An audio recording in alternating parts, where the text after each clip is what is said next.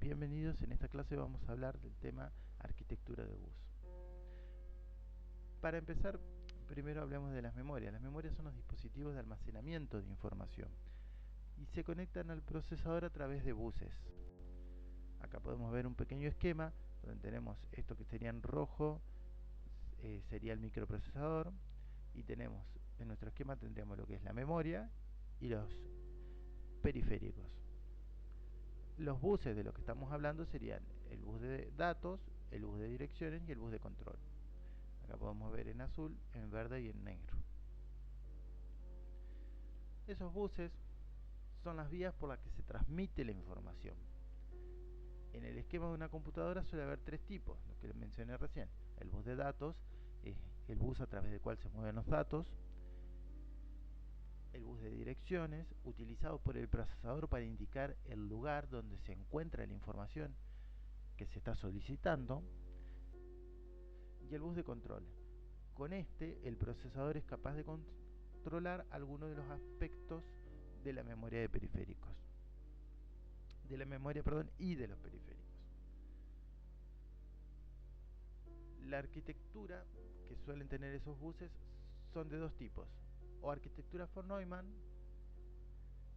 en donde las instrucciones y los datos comparten el mismo espacio de memoria. Esto hace que haya un único bus de direcciones y un único bus de datos. Imagínense como que tanto la memoria de datos como la memoria de instrucciones viven en la misma calle, entonces las direcciones van a ser sobre las mismas, mientras que en la arquitectura Harvard las instrucciones y los datos van almacenados en distintos espacios de dirección de memoria. Viven en calles distintas, entonces para direccionarlos hay que tener dos direcciones distintas, ¿no? Hay que saber en qué memoria está cada uno. Por lo tanto, para acceder a los distintos espacios de memorias, el procesador tiene dos juegos de buses distintos, dos para datos y dos para direcciones.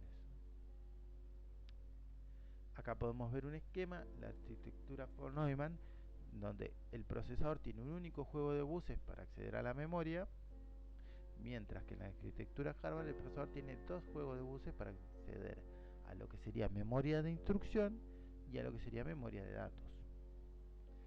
Acá tenemos algo un poquito más detallado. De vuelta, acá a la izquierda sería von Neumann, donde tenemos este bloque grande de la izquierda sería el procesador. Acá se puede ver, digamos, lo que sería la unidad de control, la unidad de procesamiento y los registros del procesador, pero todo el bloque grande sería el procesador. Y tenemos un bus de datos por el que se comunica a la memoria, que ahora contiene instrucciones y datos, y el que se comunica a los periféricos. Si ustedes se fijan, el bus es bidireccional, para un lado y para el otro. Esto es porque puede o leer en memoria o escribir. Y tiene un único bus de direcciones para almacenar tanto la memoria como los periféricos, que ese sí es unidireccional. Acá a la derecha vemos el esquema que sería correspondiente con la arquitectura Harvard. En la memoria de instrucción tenemos un único bus de datos, sería, que va a traer las instrucciones desde la memoria hasta el procesador. Como generalmente la memoria es de solo lectura, el bus es solamente unidireccional de la memoria al procesador. Y acá abajo tenemos lo que serían periféricos y memoria de datos, en donde sí el bus de datos ya es bidireccional porque puede leer o escribir en estos espacios de memoria. Con respecto al bus de direcciones, también vemos que está partido en dos, pero bueno, también es el procesador el que va a direccionar siempre a la memoria, por lo tanto es unidireccional.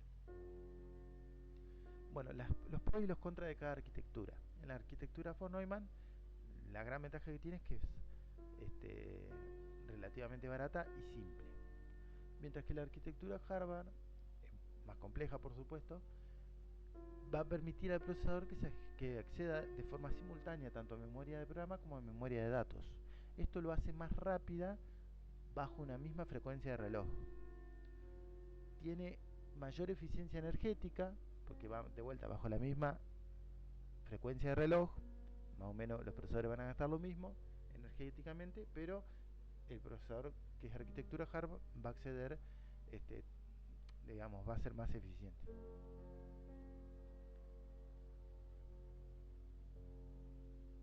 En la arquitectura Harvard, tanto buses de datos como de instrucciones pueden tener distintos tamaños. Eso también es interesante porque, por ejemplo, en los procesadores digitales de señales, este, un bus de instrucciones más ancho le permite reducir ciclos de reloj para cargar una instrucción.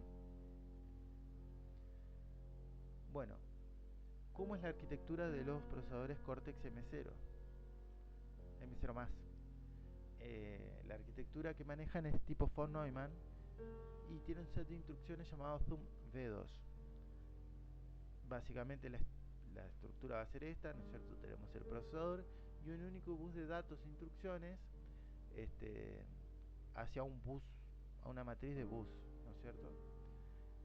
Luego de esta matriz de buses pueden salir varios, pero al procesador se conecta un único bus de datos e instrucciones, que en este caso es bidireccional. Acá la flechita apunta para un solo lado, pero debería estar en las dos direcciones. Este procesador es utilizado por el RP2040, que es el microcontrolador de la placa Raspberry Pico.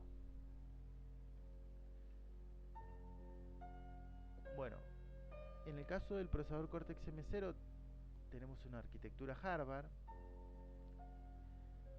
Bueno, tiene compatibilidad con distintos lenguajes de programación y acá vemos el esquema. El Cortex M3 tiene dos buses, uno para instrucciones y uno para datos. De todas maneras tiene una matriz de buses por el que salen varios buses. Un bus llamado PPB, un bus system, un E-code y un D-code. Ahora vamos a ver qué, qué direcciona cada uno de esos buses, qué busca cada uno de esos buses en la memoria. Este procesador es utilizado en el microcontrolador STM32F103, que es el que viene en la placa Bluepill. Ahora, ¿qué significan los buses de esos que yo les mencionaba recién? Bueno, el E-code es el bus que va a buscar los opcodes de las instrucciones, o sea, los códigos de operación de las instrucciones que va a leer el procesador. El decode es el bus a través del cual el procesador accede a la memoria de código, lo que serían los datos de la memoria de código. A través del bus system puede acceder al resto de la memoria y a través del bus PPB el procesador va a conectar con los periféricos. Bueno, la memoria de datos en tiempo de ejecución. Eh, Ustedes sabrán por cursos de programación que la memoria se termina dividiendo en cuatro secciones distintas. Una que es llamada, conocida como stack, que es donde se almacenan las variables locales de subrutinas, se guarda el contexto y se utiliza para pasar argumentos a las subrutinas. Este tipo de memoria se llama, es del tipo filo, o sea, first input, last output, el primero en entrar es el último en salir. Luego tenemos un espacio de memoria llamado heap, que mantiene la información creada de manera dinámica, es decir, durante el tiempo de ejecución. Una memoria de códigos o code, que es el espacio donde se mantienen guardadas las instrucciones.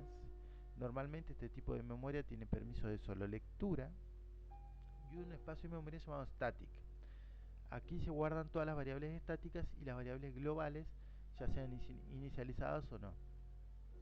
Acá podemos ver un pequeño esquema donde tenemos un pequeño ejemplo en C.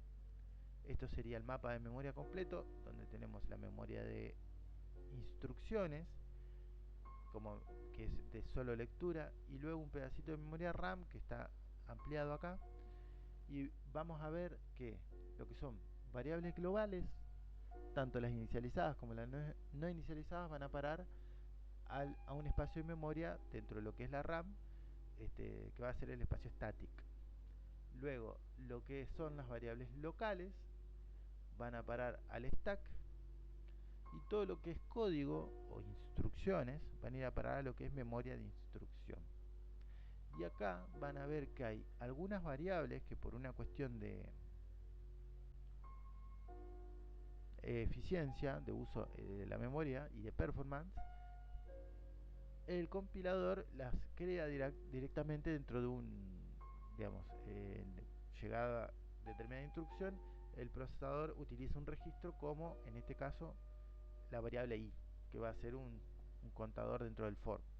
Por lo tanto, por una cuestión de que la va a tener que acceder de manera constante, no le conviene guardarlo en memoria, sino que directamente lo guarda dentro de un mismo registro del procesador.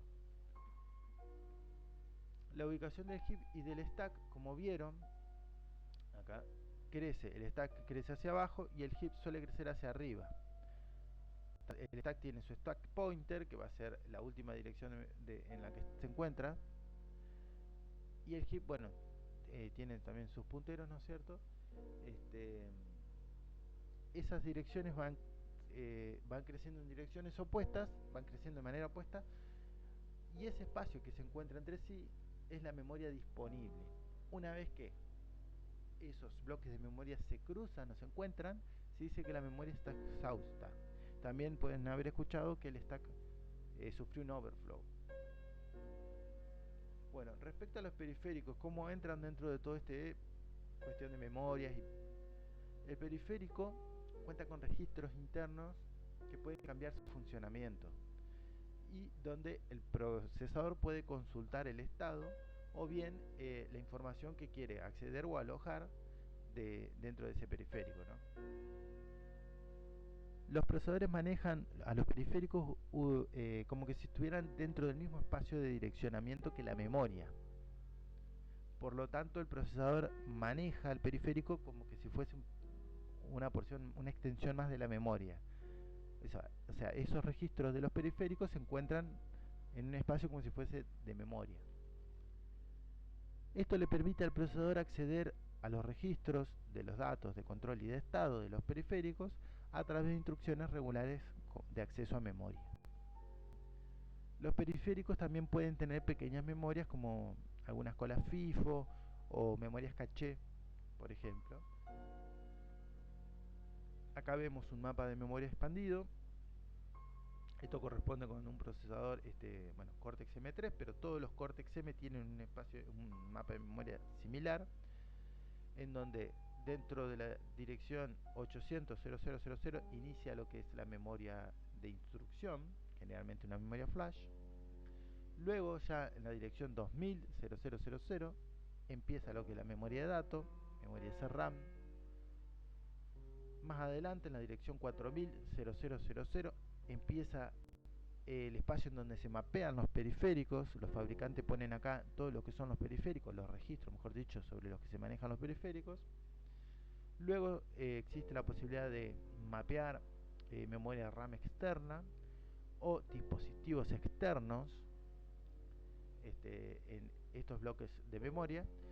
Y acá arriba, en el caso, ya les digo, Cortex M3 tiene pequeños periféricos internos y bueno, eso sería todo el mapa de memoria. Si contamos, tenemos 512 MB más 512 MB, tenemos 1 GB. 512 MB más 512 MB, entre estos dos también tenemos 1 GB y después acá tenemos 1 GB y 1 GB más. Son 4 GB en total. Si ustedes hacen el cálculo, tenemos 4 GB porque son la cantidad de registros, mejor dicho, la cantidad de direcciones que se pueden, para la redundancia, direccionar con un bus de 32 bits. Eso es todo por esta clase, muchísimas gracias.